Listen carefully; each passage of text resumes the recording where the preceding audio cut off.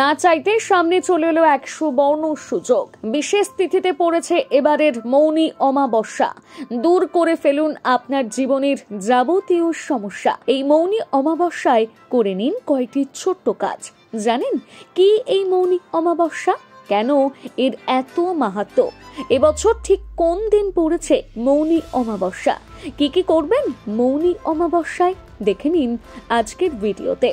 প্রথমে বলি কি এই মৌনী অমাবস্যা। হিন্দু শাস্ত্র মতে মাঘ মাসের অমাবস্যাকে বলা হয় মাঘী অমাবস্যা বা মৌনী অমাবস্যা।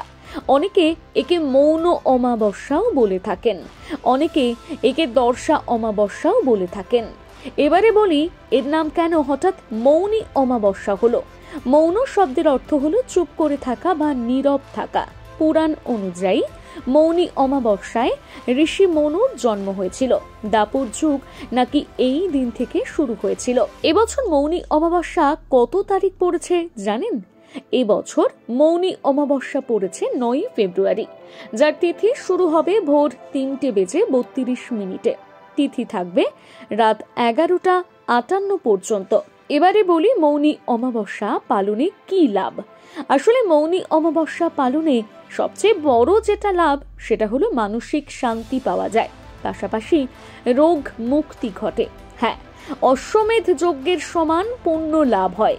মানে অশ্বমেধ যজ্ঞ করলে ঠিক যতটা পুণ্য পাওয়া যায়, শুধুমাত্র সামান্য মৌনী অমাবস্যা পালন করলেই ততটা পুণ্য মেলে।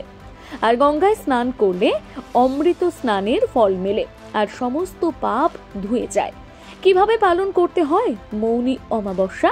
এই তিথিতে তিল, তেল, কম্বল, কাপড় আর ধনে দান করতে পারেন। নদীতে বা তীর্থে গিয়ে স্নান করেন পুণ্যার্থীরা।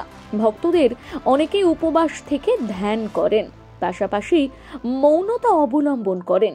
মৌনী অমাবস্যায় কেন তীর্থ স্নানের কথা বলা হয়? কথিত আছে দেবতা এবং অসুররা একসঙ্গে সমুদ্র মন্থন করেছিলেন। তারপর ভগবান ধন্বন্তরী অমৃতের কলস নিয়ে সমুদ্র থেকে বেরিয়ে এসেছিলেন। অমৃত কলস পাওয়ার জন্য দেবতা এবং অসুরদের মধ্যে বিবাদ শুরু হয়েছিল।